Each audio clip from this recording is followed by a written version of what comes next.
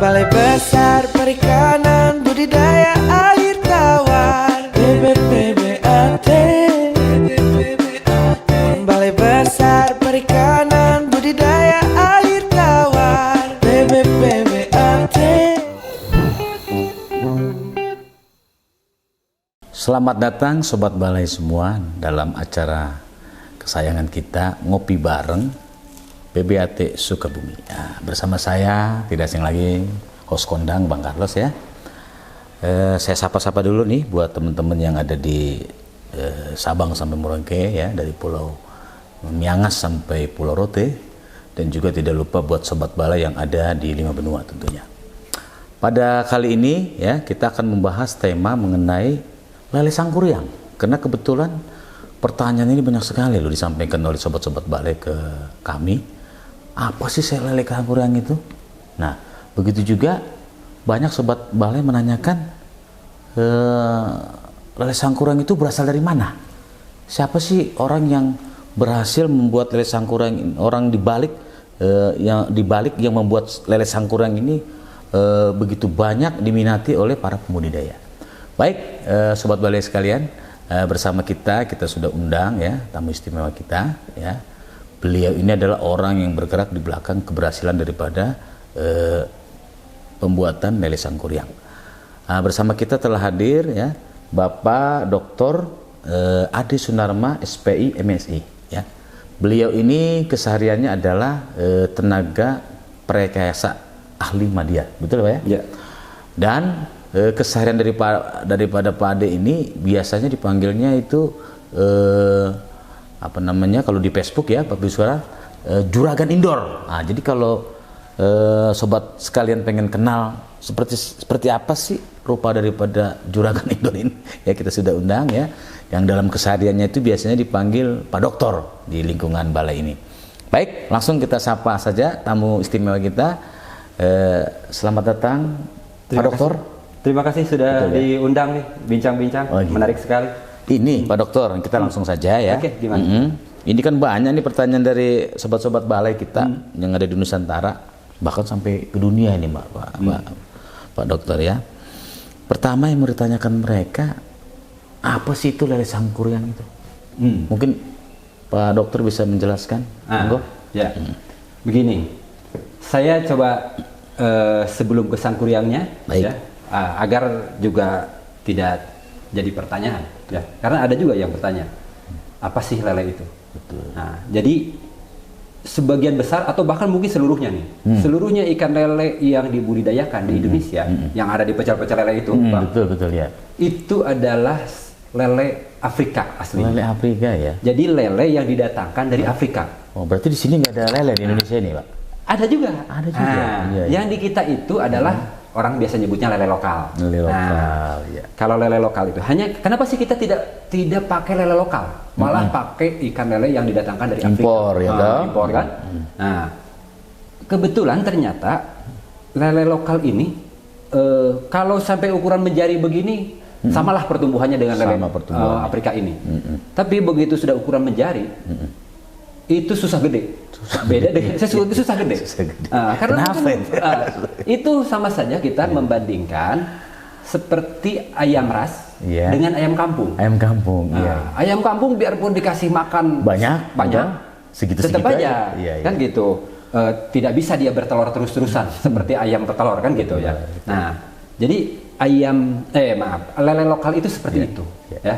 Nah, mungkin sekarang sih sudah rada terbatas lah ya, tapi masih ada lele lokal di Indonesia ini. Apa bedanya? Kan gitu. Sebetulnya sayang kita memang ini tidak bisa menampilkan gambarnya, tapi nanti mungkin bisa ditambahkan. Bisa. Ya. Jadi ada bentuk yang berbeda. Tapi yang mudahnya begini. Kalau itu kena patilnya, patil itu yang tajam itu di dadanya kena patilnya. Kalau 2 hari 2 malam abang itu kedinginan, meriang, menggigil, meriang, itu kena lele lokal. Lele lokal. Jadi kalau mau membandingkan, ini lele lokal atau tidak, pegang aja. tusuk aja. Kan gitu. Kalau sudah ketusuk 2 hari 2 malam, sakit, lele lokal, bukan lele Afrika. Iya, baik. Kalau lele Afrika ini enggak. Lele Afrika ini ada patilnya. Iya. Tapi dia tidak sampai meriang. Sakit sih yang namanya luka ya sakit lah ya.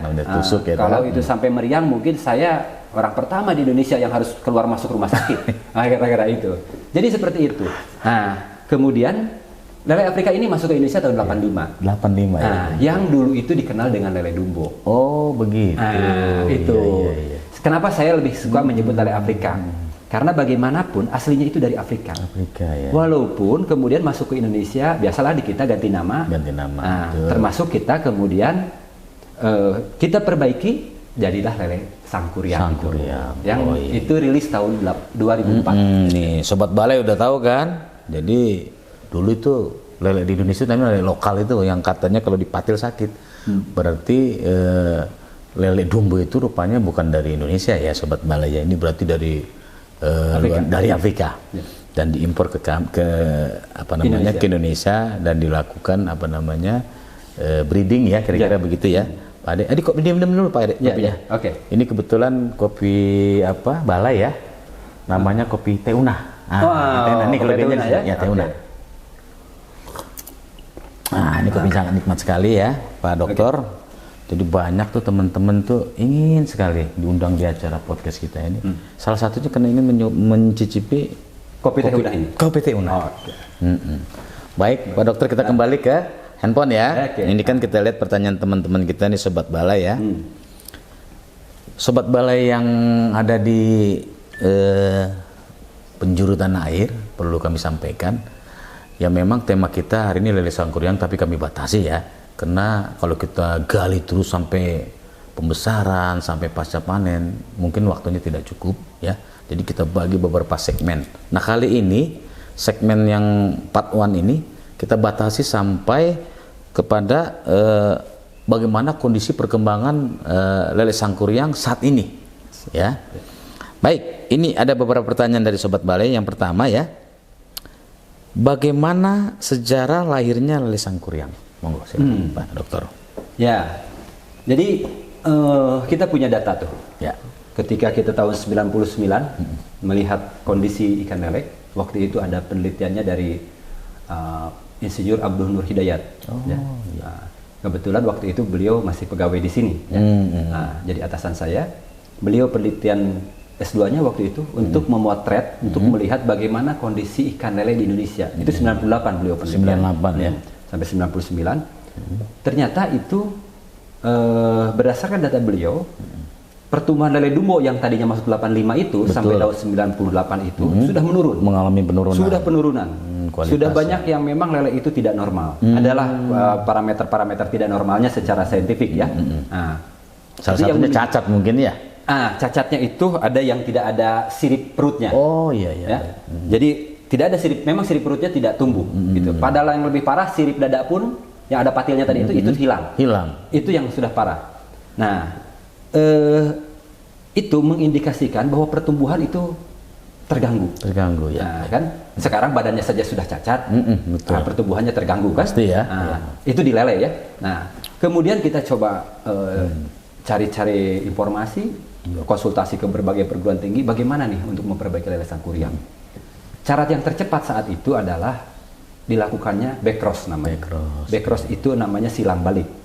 Nah, kebetulan kami waktu itu masih punya lele yang asal usulnya jelas keturunan tahun 85.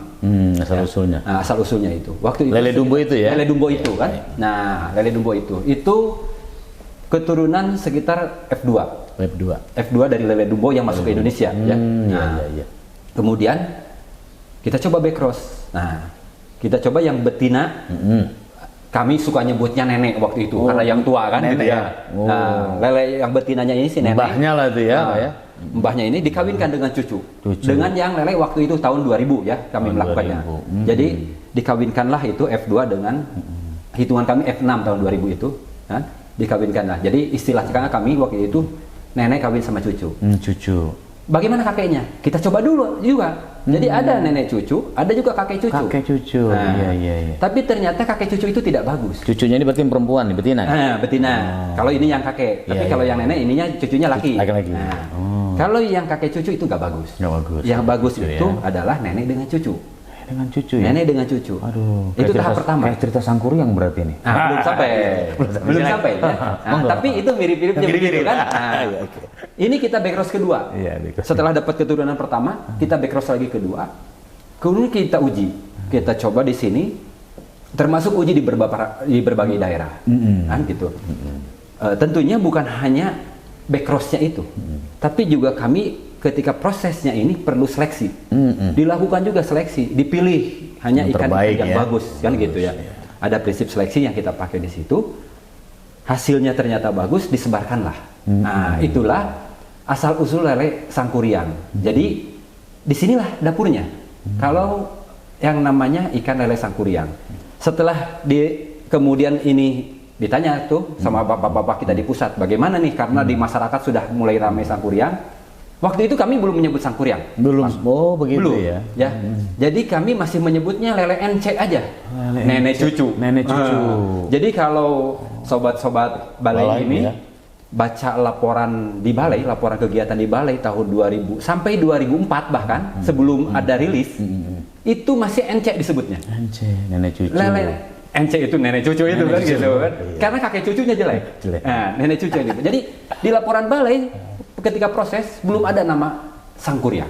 Artinya ini belum dirilis ya? Belum dirilis. Nah, begitu ini sudah ada ujinya, termasuk di masyarakat. Multilokasi ya? Multilokasi itu. Kita multilokasi itu dari Jawa Barat di Bogor, Jawa Tengah ada di Sleman. Oh gitu ya? Iya, sampai di Jawa Timur bang. Oh jadi sampai kita mewakili berbagai daerah.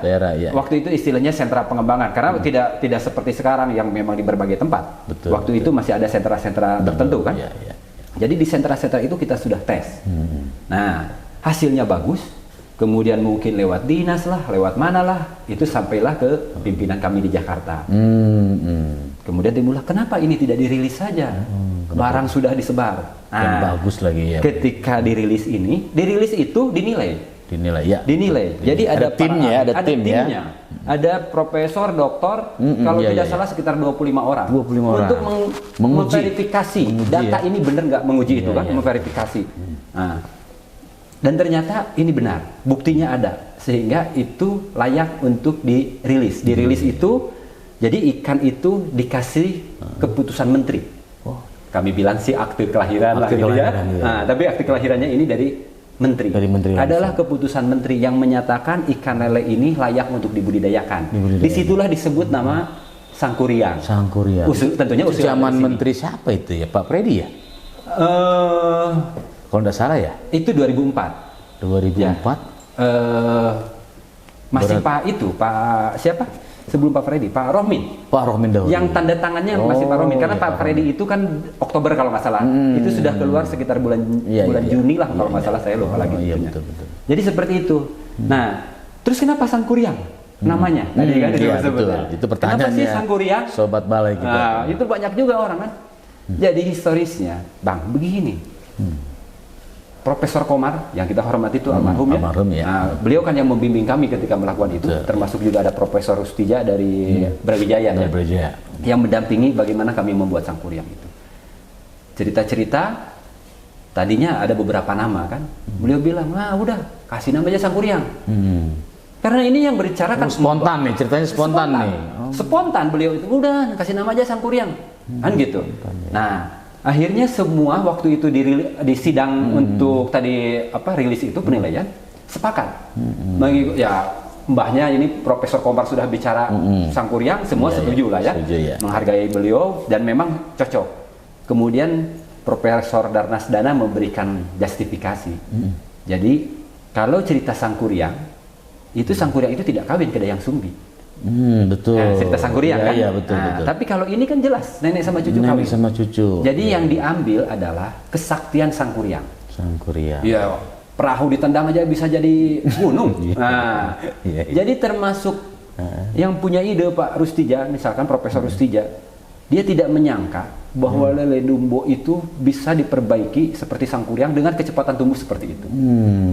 Jadi sangat surprise hasilnya. Jadi artinya lebih baik daripada lele Dumbo ya? Ya, jauh lebih baik daripada lele Dumbo.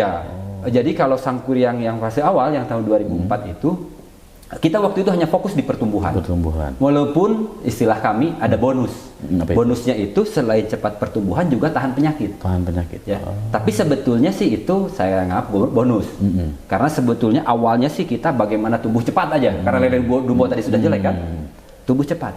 Nah, ternyata setelah kita uji, selain tumbuh cepat juga ternyata tahan terhadap Aeromonas, penyakit borok di lele. SR tinggi ya, Pak ya? Iya, SR-nya tinggi, tumbuhnya cepat.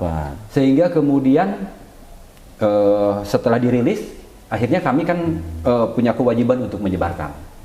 Disebarkanlah ke seluruh Indonesia. Sampai hari ini nampaknya sih sudah tidak ada provinsi yang tidak terima. Ya. Ada ya? Iya, ini sudah menyebar ke seluruh Indonesia, bahkan melintasi negara. Gitu. Iya, betul. Jadi saya 2011, Bang. Berarti ini udah mendunia nih ya, lele Sangkuriang mendunia. Baik. Jadi 2011 saya pribadi kebetulan ditugaskan waktu itu untuk ke Afrika, ke Kenya. Hutang, anggap aja hutang ya dulu karena dari Afrika sudah dikembalikan. Berarti jadi kita nggak punya hutang ya, lunas ya. Lunas. Dan di sana itu di Kenya disebut lele Indonesia. Oh, disebutnya lele Indonesia. Gitu. Ini lele Indonesia. Sekarang saya 2013 datang lagi ke sana. Mereka bilang ini lele Indonesia. Padahal aslinya lele mereka itu. Luar biasa. Aslinya lele Afrika. Jadi itu sekelumit awal mula lele Sangkuriang. Dan memang begini, Pak Carlos, pekerjaan kita tidak berhenti. Yang dilepas sekarang, jadi kita distribusikan ke masyarakat, sebetulnya bukan generasi yang tahun 2004. Bukan. Karena tahun 2013 kita itu sudah mengeluarkan lagi Sangkuriang 2. Nah, memang nama Sangkuriang 2 itu kenanya ke benih, tapi kan kita punya induknya. Induknya ini yang disebarkan sekarang adalah yang memang untuk menghasilkan Sangkuriang 2. Gitu. Yang calon-calon induknya itu ya. Ya, itu. Jadi yang sekarang diterima oleh sobat-sobat balai itu sebetulnya sih sekarang sudah Sangkuriang 2. Dan ini pun kita masih terus berproses. Beberapa waktu ke depan mungkin akan ada Sangkuriang 3 dan selanjutnya. Gitu. Baik Sobat Balai, tadi sangat gamblang ya diterangkan oleh Pak Dokter ini. Perlu kami sampaikan, Pak Dokter Ade ini kelahiran Sukabumi ya. Jadi putra daerah beliau ini. Beliau ini kelahiran Sukabumi 47 tahun yang lalu ya. Dan beliau ini juga termasuk sarjana dari universitas terkenal di Republik ini ya. Itu sekilas mengenai Pak Ade, tadi dia menceritakan secara gamblang ya. Berikut ada juga nih pertanyaan nih Pak Dokter ini dari sobat-sobat Balai ya. Tadi Pak Ade sudah menjelaskan bagaimana sejarah daripada lele Sangkuriang tadi ya. Nah, sekarang yang muncul pertanyaan di masyarakat nih Pak Dokter, bagaimana sih kondisi perkembangan lele Sangkuriang sekarang ini? Karena banyak yang menanyakan, sekarang ini kan banyak nih jenis-jenis lele. Ada lele mutiara, lele piton, dan lain-lain. Sobat Balai sering bertanya, lele Sangkuriang ini sampai sekarang perkembangan sudah sampai mana? Karena ini menjadi idola di masyarakat. Monggo silakan Pak. Ya, jadi begini. Kita itu tahun 2000-an, tahun 2010-an lah. Punya yang namanya jejaring pemuliaan induk atau masyarakat suka mengenalnya Broodstock Center. Nah, kita suka bertemu. Masih ada tuh Pak sampai sekarang? Sekarang ini katanya mau dihidupkan lagi. Karena itu memang kontribusinya untuk produksi induk itu sangat bagus. Iya, luar biasa. Broodstock Center itu luar biasa. Nah, di Broodstock Center itu kan di situ ada para ahlinya ya, para peneliti, para dosen dari perguruan tinggi gitu ya. Nah, kami mendiskusikan bagaimana cara memperbanyaknya. Nah, kalau kami punya katakanlah GPS, kan yang disebar ke masyarakat ini PS ya. Nah, agar kualitas yang diterima oleh masyarakat tahun 2005 dengan sekarang ini kualitasnya relatif sama. Nah, itu ada yang namanya protokol yang kami susun di Broodstock Center tadi itu. Ada protokol, begini caranya agar lele ini mutunya bisa dipertahankan, pertumbuhannya masih bagus itu. Nah, ada protokol itu, Pak Carlos. Kalau saya sebut seperti ini. Jadi untuk perbanyakan lele Sangkuriang, untuk mempertahankan mutunya, kalau mengawinkan, kami itu harus minimal 30 jantan, 30 betina. Kalau proses produksi biasa, 30 betina itu mungkin perlu hanya 4-5 ekor jantan, udah cukup itu. Ya. Tapi karena untuk mempertahankan kualitas, kami itu harus 30. 30 jantan, 30 betina. pemijahannya buatan, sudah begitu ada sortir di masing-masing stepnya, sehingga dari jumlah larva nih yang menetas sampai ke calon induk yang didistribusikan, yang dijual atau yang bantuan, itu hanya kisaran 2-3%. Oh, sedikit sekali ya? Sedikit sekali. Jadi kalau kita punya 1 juta larva, jadi yang didistribusikan ke sobat-sobat balai itu cuma 10-20 ribu. Waduh. Pantesan ini Pak Dokter, ini kita banyak permintaan tapi tidak bisa kita akomodir ya. Iya, ini kan banyak. Itu. Iya, karena kan pendekatan kita bagaimana kualitas itu terjaga ya, bisa tetap terjaga. Sehingga tidak aneh, Bang Carlos, sekarang kalau hitung dari Sangkuriang pertama ya 2004 sampai sekarang katakanlah 15 tahun ya. 15 tahun, betul. 15 tahun Sangkuriang ini masih tetap melekat di orang. Iya, itu menjadi prima dona. Mencari, ya, mencari, betul. Padahal mungkin udah 15 tahun yang lalu udah cukup lama kan? Tapi karena kualitasnya kita betul-betul jaga dengan cara tadi itu, nah sehingga itu memang bisa dikontrol. Termasuk karena tadi Broodstock Center ini ada anggotanya, kami bisa perbanyakan itu ada di anggota, bukan hanya di balai ini. Tapi itu hasil di mereka itu dipantau betul oleh kami. Jadi tidak lepas karena sudah jual misalkan ada gitu pengawasan terus melekat. Ada pengawasan. Ya? Jadi itu pun harus ada laporannya jelas, seberapa pertumbuhannya. Jadi kualitas itu seperti itu, Pak Carlos. Baik. Gitu. Ini kayaknya terjawab semua ini Sobat Balai yang akan disampaikan Pak Ade. Artinya lele Sangkuriang masih tetap ada sampai sekarang di balai kami, di BBAT Sukabumi. Baik Sobat Balai, mungkin sampai di sini dulu ya. Nanti sebentar kita akan lihat video ya. Mungkin Sobat Balai banyak yang belum kenal lele Sangkuriang itu seperti apa sih, gambarannya begitu ya. Mungkin nanti Pak Ade juga akan upload itu ya di podcast kita juga. Saya rasa itu dulu Sobat Balai. Nanti sebentar kita juga tayangkan paduan suara kita ya. Paduan suara kita ini judulnya itu Mas Perikanan Budidaya, yang dibuat oleh pegawai kita juga nih di BPPAT Sukabumi, namanya Ibu Dery Derianti ya. Saya sampai situ, sampai ketemu lagi di episode yang akan datang. Terima kasih, salam sehat.